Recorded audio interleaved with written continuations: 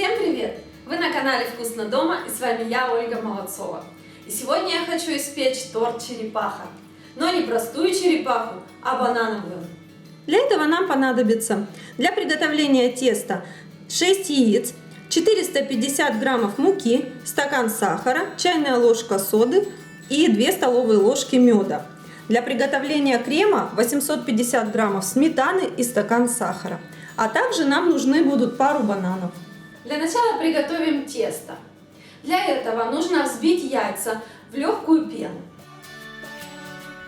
Теперь нужно добавить сахар и взбить нашу массу в крепкую, пышную, воздушную пену. Наша масса должна посветлеть, увеличиться в объеме, стать более густой, а сахар должен полностью разойтись. Теперь нам нужно погасить соду в меде, но для начала мед нужно слегка нагреть.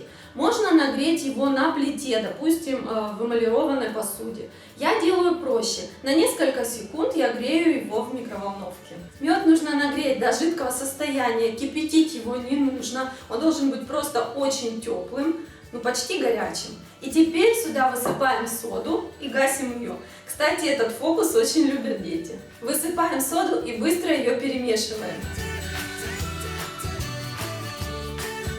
Масса поднимается, меняется в объеме, белеет, становится пышной и густой. Теперь мед с содой добавляем в нашу массу и взбиваем еще немного до однородности.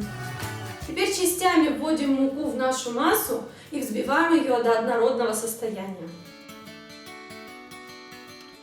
После введения всей муки тесто становится более густым, и размешивать венчиком его, естественно, становится сложно. Поэтому берем ложку и промешиваем до конца, чтобы не осталось ни одного комочка муки. Берем большой противень, смазываем его растительным маслом. Выкладывать тесто нужно ложечкой, маленькими небольшими порциями, чтобы получились круглые лепешечки. В этот раз я завела большую порцию торта.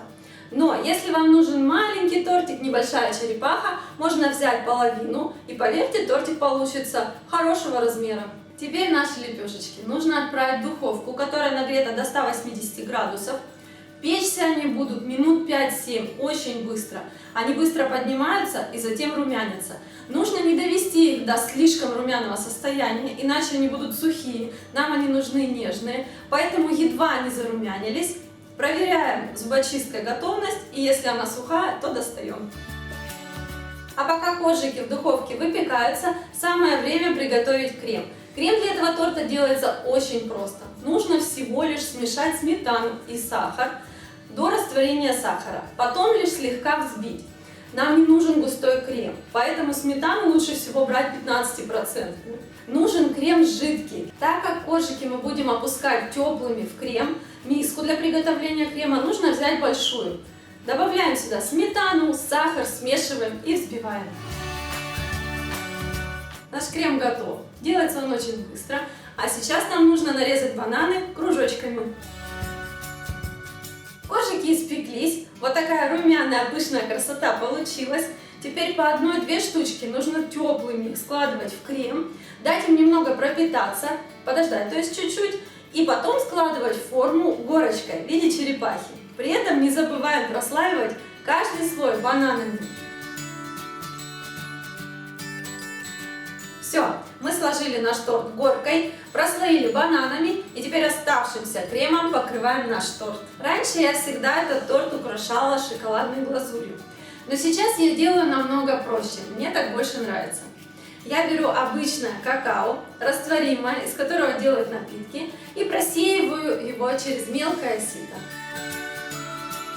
Все, наш торт готов. Теперь его нужно часа на 2 убрать в холодильник, а лучше на ночь, потому что чем больше он простоит в холоде, тем более пропитанным он будет. Вообще, вот по этому рецепту торт черепаха получается очень нежным и вкусным.